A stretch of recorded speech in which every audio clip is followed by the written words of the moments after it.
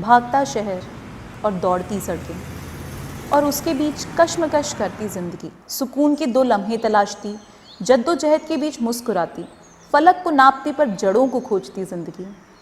ये ढूंढती है थोड़ी सी फुर्सत और एक कोना जहाँ अकेले बैठ के चाय पी जा सके। कभी कभी एक मशगूल सड़क के शोर से बस एक गली दूर हमें वो ख़ास जगह मिल जाती है जो अपनी ना हो के भी घर वाला सुकून देती है। कुछ अपने किस्से कहती है, कुछ आपकी कहानियाँ सुनती है, कुछ अपना जायका बांटती है तो कुछ आपकी ज़िंदगी चख लेती है। आज ऐसा ही एक कोना ढूंढते हैं, आज उसकी कहानी सुनते हैं। Dan by Hungry Hitchhiker. नमस्ते, आदाब दोस्तों, अजीज़ों। IHMCS के प्लेटफॉर्म के ज़रिए हमारी हमेशा ये कोशिश रहती है कि हम आप सभी को नएपन से और नए तजर्बों से रूबरू करा सकें। दोस्तों, हम सभी अपने कामों के ज़रिए कामयाबी के पीछे, नामो खिताब के पीछे भागते दौड़ते रहते हैं, पर कुछ लोग ऐसे भी होते हैं जिनको सिर्फ एक ही काम आता है, अपने जुनून व शौक़ और ख्वाब को न सिर्फ जीना बल्कि उससे जुड़ी छोटी छोटी खुशियों को सबके साथ बांटना, उसे समृद्ध करना, और वो भी किसी बगैर लालच के। बड़ी खुशी और एहतमाम के साथ IHMCS आज आपको ऐसी एक शख्सियत से रूबरू कराने जा रहा है। डिग्री से इंजीनियर, पैशन से food explorer, introducing Vinayak the hungry Hitchhiker. नमस्ते विनायक, आपका बहुत बहुत स्वागत इस गुफ्तगू में। सबसे पहले तो हम आपसे जानना चाहेंगे कि इंजीनियरिंग की पढ़ाई करते करते अचानक ये फूड पैशन और फूड एक्सप्लोरर आप कैसे बने, कैसे ख्याल आया आपके दिमाग में? यार विशाल, ये बहुत छोटी सी स्टोरी है कि कॉलेज में मुझे अच्छा खाना खाना था जी। और मेरा कॉलेज आसाम में था, वहाँ रोटी नहीं मिलती थी। हॉस्टल में तो रोटी नहीं मिलती थी, तो बस उससे ट्रिगर पॉइंट था कि मेरे को रोटी चाहिए। तो मैं मतलब मेस में इन्वॉल्व हो गया। उधर मेस सेक्रेटरी का रोल होता है, तो वो एक स्टूडेंट रन मेस होती है, तो उसमें मैं मतलब इन्वॉल्व होकर मैंने रोटी इंट्रोड्यूस कर दी। फिर धीरे धीरे करके पिज़्ज़ा खाना था, बर्गर खाना था। तो आपको मज़ा आने लग गया उस पूरे काम में? मतलब एग्जैक्टली। तो कुछ उससे पहले मतलब मेरी लाइफ में मेरे को लगता है कि कभी भी मैंने खुद को वो चांस नहीं दिया था जी। और जो वही मेन स्ट्रीम में जो होता है कि मतलब पहले स्कूल करना है, फिर इंजीनियरिंग करनी है, तो मतलब क्या हम ये कह सकते हैं कि आपने उस हॉस्टल में खाना बनाते बनाते अपने ट्रू पैशन को, जुनून को जाना? मैं ये कहूँगा कि मैंने उस हॉस्टल में खाने को एक्सप्लोर करते करते, अलग अलग चीज़ें क्यूरेट करते करते खुद एक पैशनेट बंदा बन गया। एंड फूड एक मीडियम है जिसके थ्रू मतलब मैं चीज़ अपनी लाइफ को एक्सप्लोर करना चाहता हूँ। तो बहुत खुशी की बात है, बहुत कम लोग ऐसा कर पाते हैं विनायक, बहुत बधाई इसके लिए आपको। लेकिन हमें ये भी पता लगा अभी कि आप अपने आप को फूड एक्सप्लोरर कहना पसंद करते हैं। और एक बड़ी एक यूनिक ये टर्म है जो कि हमने आज तक नहीं सुनी, कम सुनी है, लेट्स से दैट। और ये हमें पता लगा कि आपने कोई इसकी किसी कॉलेज में इस तरीके से पढ़ाई नहीं की आपने इसकी। आप आदिवासियों के साथ में रहे हैं, आप गाँव में जाके आपने ये इसके मेथड सीखे हैं, पुराने जो रूरल जो क्यूजीन होती है उसके बारे में आपने जाना है। इसके बारे में बताएं, आदिवासियों के साथ आपका एक्सपीरियंस कैसा रहा, क्या सीखा आपने वहाँ? अगर मैं आदिवासियों की बात करूँ तो एक जो बहुत बेसिक चीज़ सीखी, जैसे उधर जो उगरा है उसको वो डायरेक्टली यूज़ कर रहे हैं जी। तो इसका मतलब उनके क्विजीन में अगर हम बात करें तो खाने में ऐसा कुछ नहीं था कि मतलब ये भी डल रहा है, ये भी डल रहा है। जो भी प्रोवाइड हो रहा है, जो कि नीड है, नीड बेस है कि मतलब जो भी नीड हुई और हमने उनको कुक कर लिया। तो जैसे मुझे उन्होंने खिलाई थी कड़ी जिसमें भिंडी डाल दी थी। अच्छा। जो कि बिल्कुल बेसिक सा है, पर वो बहुत ही अमेजिंग लग रही थी। फर्क बस इतना था कि जो कड़ी थी वो छाछ जिससे आई थी, जो गाय थी वो उनके घर के में ही रहती थी, भिंडी जो थी वो उनका खेत था, तो वहीं से ही तोड़ के बोले। ऑर्गेनिक हम वर्ड यूज कर सकते हैं, मतलब यहाँ पर शुद्धता जिसकी बात, शुद्धता प्लस कनेक्शन भी था कि मतलब उस प्रकृति के साथ जो कनेक्शन है। ये बहुत खूबसूरत बात आपने बताई कि प्रकृति के साथ जो कनेक्ट करते हुए जो आप उगा रहे हैं उसी को आप जो है अपने जो खुद के बनाए हुए नियमों को फॉलो करते हुए कुजिन कर रहे हैं आप। यस, बहुत खूबसूरत, बहुत खूबसूरत। विनायक, बहुत मजा आ रहा है आपसे बात करने में। अब आप हमें ये बताएं कि सबसे पहले आप हमें क्या टेस्ट करवा रहे हैं अपनी किचन से? तो सबसे पहले मैं जो कराना चाहता हूँ वो है बाजरा पूड़ी। बाजरा पूड़ी? हाँ, आपने भेल पूड़ी तो बहुत खाई होगी जी, पर जो जैसे भेल पूड़ी राइस के पफ होते हैं, ऐसे बाजरा पूड़ी में बाजरा यूज़ किया जाता है, पफ बाजरा, और उसका हम इस्तेमाल करेंगे बनाने के लिए। तो सबसे पहले हमने इसमें बाजरा के पफ डाले हैं, जैसे अपने भेल के पफ राइस से आते हैं, ऐसे बाजरा के पफ बाजरा से बनते हैं। इसके बाद हमने इसमें खीरा डाल दिया और टमाटर, आलू और प्याज, ये हमारी वेजिटेबल्स चली गई इसमें। तो फिर हमारे मसाले जो कि हर घर में पाए जाते हैं, धनिया मसाला, धनिया का पाउडर और लाल मिर्च और नमक। और ये जो है इसमें फिर मैंने इमली और गुड़ की चटनी डाली है। गुड़ से फ्लेवर बहुत ज़्यादा अच्छे हो जाते हैं और लेस रिफाइंड होता है, तो हेल्थ पॉइंट ऑफ व्यू से भी ज़्यादा अच्छा होता है। और साथ में हम डाल रहे हैं ये ग्रीन चटनी, जो कि अम्बाड़ी के पत्ते, जो कि एक लोकल इंग्रेडिएंट है जिसके बारे में अनफॉर्चुनेटली लोगों को ज़्यादा पता नहीं है, पर इजीली एक्सेसिबल होता है, ये इजीली ग्रो होता है, वो है। तो हमने अब इसमें सारे मसाले डाल लिए और हम इसको मिक्स कर लेते हैं। और इसमें हम लास्ट में जो सेव होती है, जो कि बहुत ही एक्सेसिबल है हमारे राजस्थान में, उसको डाल के थोड़ा सा मिक्स कर लिया। तो विशाल, अब आप इसको टेस्ट कीजिए और मुझे बताइए आपको कैसा लग रहा है। Let's test it. कन्वेंशनल जो भेलपुरी है उसका स्वाद तो बिल्कुल भी नहीं कहूँगा मैं। और इसमें मैं, जैसा कि आपने बताया कि गुड़ का स्वाद और चटनी का स्वाद काफ़ी मुखरता से इसमें आ रहा है, तो इसकी न्यूट्रिशियस वैल्यू क्या रहेगी? तो इसमें अगर मैं कहूँ न्यूट्रिशियस पे, तो एक तो ये बहुत इंपॉर्टेंट है कि बहुत ज़्यादा फाइब्रस है ये। जी, फाइब्रस। हाँ, फाइब्रस है। और इसमें मतलब क्योंकि काफ़ी सारे मतलब इंग्रेडिएंट्स है, तो माइक्रो न्यूट्रिएंट्स भी काफ़ी सारे मिल जाते हैं। सब्जियां भी इसमें ऐड कर दिया, टेंगीनेस है, तो फिर मतलब वो विटामिन की भी कमी पूरी हो जाती है, आसानी से खाया भी जा सकता है इसको। Exactly. So there you go, viewers. In fact, this is a beautiful snack what Vinayak had prepared for us. You may try at your place. शुक्रिया विनायक इस शानदार और बेहतरीन बाजरा पूड़ी के लिए। अब हम और क्या खाने वाले हैं और क्या टेस्ट करने वाले हैं? तो विशाल, अब जो हमारी अगली दो चीज़ें हैं वो है, एक तो शकरकंदी हम भुनेंगे, भुनी हुई शकरकंदी। हाँ, भुनी हुई शकरकंदी, जो कि हम, और जो दूसरी चीज़ है वो है पोई ब्रेड, जो कि एक गोवा की ब्रेड है और काफ़ी यूनिक चीज़ होती है, वो भी हम करेंगे। एक बात मुझे ख्याल है, मैंने सुना है कि आपके किचन में आपके सबऑर्डिनेट हैं चौधरी साहब कोई?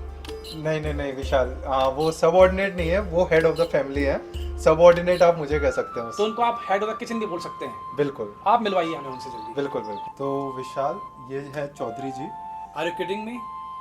मुझे लगा कि आपके कोई सबऑर्डिनेट होंगे जो कि खानसा में या शेफ कोई होंगे। ये चौधरी साहब हैं आपके? हाँ, यही चौधरी साहब हैं।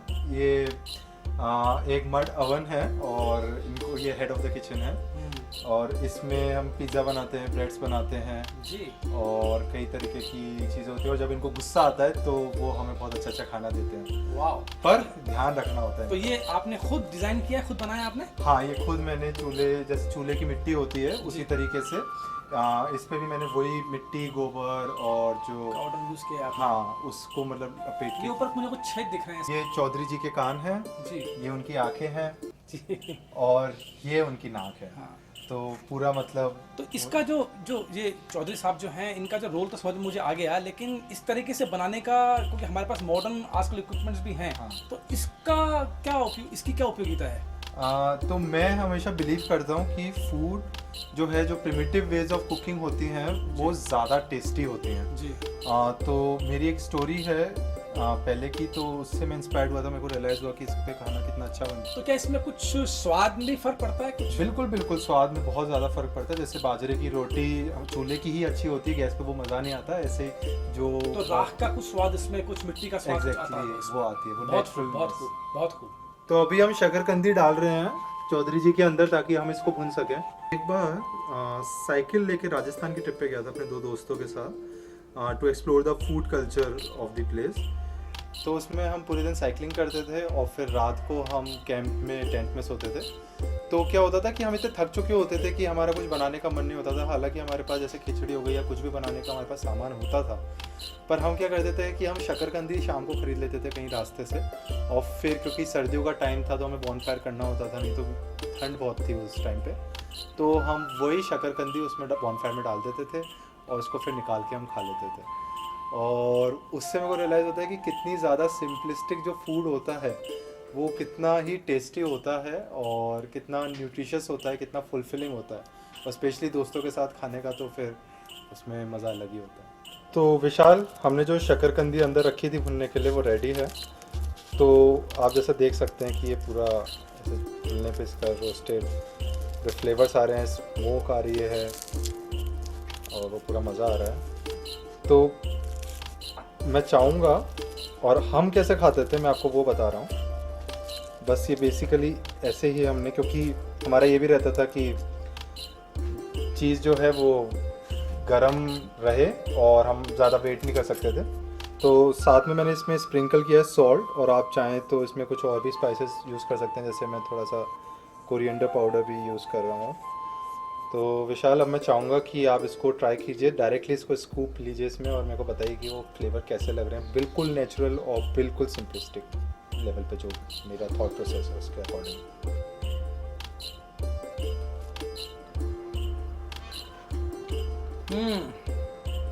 ये वाकई, अगर एक लफ्ज़ में इसको मैं बयान करना चाहूँ, जिसको मैं कहूँगा तंदूरी शकरकंदी, तंदूरी स्वीट पोटैटो।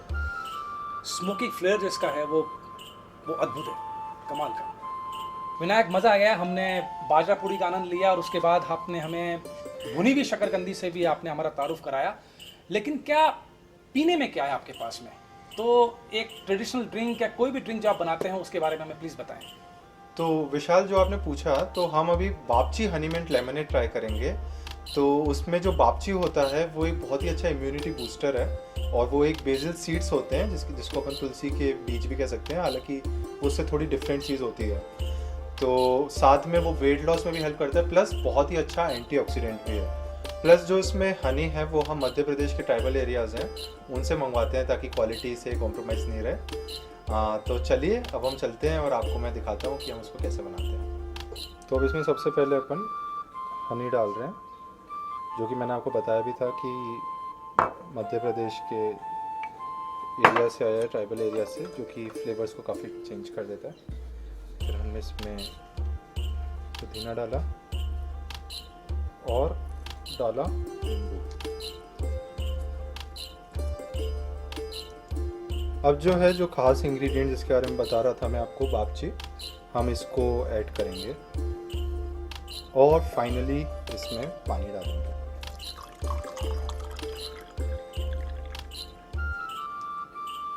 अब इसको हम मिक्स कर लेंगे अच्छे से, ताकि मिक्स हो जाए। जो शहद है वो मिक्स होने में थोड़ा टाइम लेता है, तो थोड़ा लम्हा हमें मिक्स करना होगा। और इसको फिर 5 मिनट के लिए हम छोड़ेंगे, ताकि जो ये सब्ज़ा या बापची जो है ये स्वेल अप हो जाए पानी के साथ। तो अब आप देख सकते हैं जो बापची थी वो ब्लैक कलर की थी, और अब इसका कलर भी बदल चुका है और ये फूल चुकी है।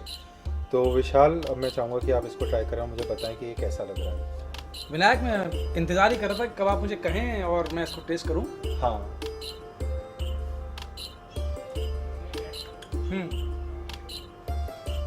तो एक बात तो मैं कहूँगा कि मुझे जितने भी इंग्रेडिएंट्स हैं इसमें, चाहे वो मिंट हो, चाहे वो हनी हो, या कि उसमें जो सब्ज़ा हो, उन सब के जो उसका स्वाद जो है, उन सब का इंग्रेडिएंट्स का अलग अलग मुझे महसूस हो रहा है। और मैं ये तो कहूँगा कि बहुत रिफ्रेशिंग आपने ये बनाया है, और बहुत मुबारक आपको इस ड्रिंक के लिए। आपको थैंक यू वेरी मच। तो विनायक, बाजरा पूरी, भुनी हुई शकरकंदी और उसके बाद इस इम्यूनिटी बूस्टर जो कमाल का मुझे लगा, बापची हनी मिंट ड्रिंक। अब बताएं कि मेरा तो लालच बढ़ता जा रहा है कि जिस तरीके का आपने प्रेजेंटेशन है, जितना हेल्दी फूड है, मैं चाहूँगा आप कम से कम एक और रेसिपी से हमें वाबस्तगी हमें तारुफ कराएं। तो विशाल, मुझे अच्छा लगा कि आपको मेरी प्रिपरेशंस अच्छी लग रही हैं, इसलिए मैं आपको, जो आप कह रहे हो, मैं आपको एक पोई ब्रेड होती है जो कि गोवा की स्पेशलिटी है जी, उसको अपन फ्रेशली बनाएंगे चौधरी जी के साथ जी, और फिर उसको वड़ा की टिक्की में स्टफ करके फिर एक प्यारा सा, मतलब हम पोई ब्रेड का टिक्की बनाएंगे। मुझे बड़ी इंटरेस्टिंग लग रही है, बहुत इंटरेस्टिंग लग रहा है। तो ये जो अभी हमारे हाथ में है ये फर्मेंटेड डो है, जिसमें majority of part whole wheat का है और थोड़ा सा हमने मैदा मिलाया है और उसको ईस्ट के साथ 1 घंटे के लिए हमने फर्मेंट किया है। अभी हम इसको जब बेलेंगे तो इसकी स्टिकीनेस को बचाने के लिए इंस्टेड ऑफ यूजिंग पलोथन, हम ये क्या है मेरे पास, ये व्हीट ब्रान है। तो जो गेहूं का आउटसाइड का छिलका होता है जिसको हम साफ़ कर लेते हैं। तो पोई की यही खास बात मुझे अच्छी लगती है कि उसको पलोथन की जगह ये यूज़ करते हैं, तो इसका फाइबर कंटेंट बढ़ जाता है इससे।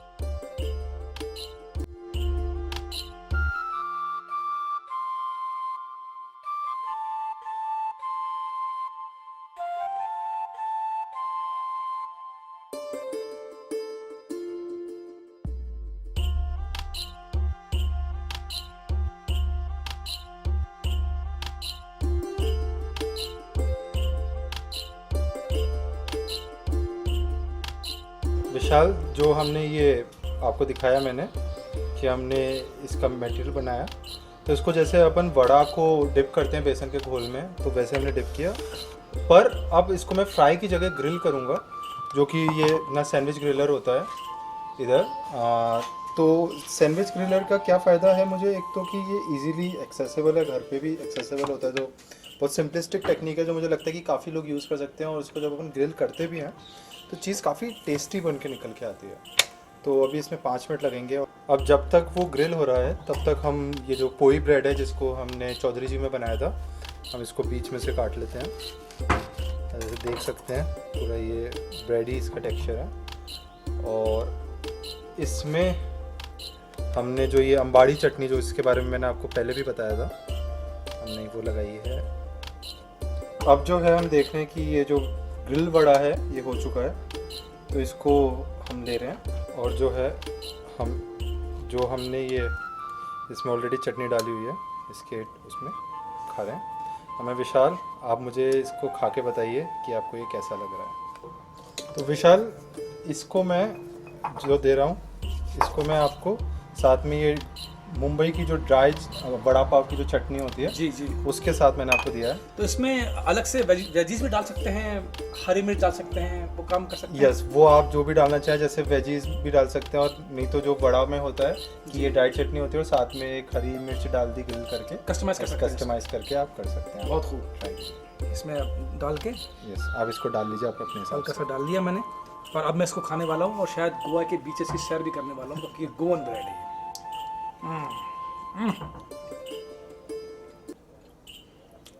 Vinayak, no exaggeration, but it is simply wow. Oil free. और बड़ी बात यह है कि जो टर्म मैंने सीखी इस पूरी डिश में, मुझसे पानी निकल रहा है मेरे, वो है ग्रिल वड़ा। ये वड़ा को ग्रिल करके खाना काफ़ी हेल्दी कॉन्सेप्ट है। बहुत मुबारक आपको। तो विनायक, इस वक्त के लिए, इस खूबसूरत वक्त के लिए और इस जायकेदार वक्त के लिए आपका बहुत बहुत शुक्रिया। मुझे पूरी उम्मीद है कि फूड कारवां के ज़रिए जो आपका कारवां है, जो आपकी जर्नी है पूरी, मतलब वो हमारे दर्शकों तक ठीक से पहुंचेगी और वो इसका पूरा लुत्फ़ उठा पाएंगे। आपके किचन हेड जो चौधरी साहब, उनका बहुत बहुत शुक्रिया। साथ ही साथ मैं IHMCS का भी बहुत शुक्रगुजार हूँ कि उन्होंने इस तरह का एक प्लेटफॉर्म तैयार किया जिसमें आप जैसे उदीयमान और बहुत ही टैलेंटेड जो शेफ़ हैं, जो एक्सप्लोरर हैं, उनसे मुलाकात करने का हमें अवसर मिला। और बहुत बहुत शुक्रिया आपका एक बार फिर से। ठीक है विशाल, मुझे भी बहुत अच्छा लगा कि आप आज आए यहाँ पे, आपने चीज़ें ट्राई की और आपको अच्छी लगी। बिल्कुल अच्छी लगी सर। उम्मीद है कि आगे भी आपसे कभी मुलाकात होगी।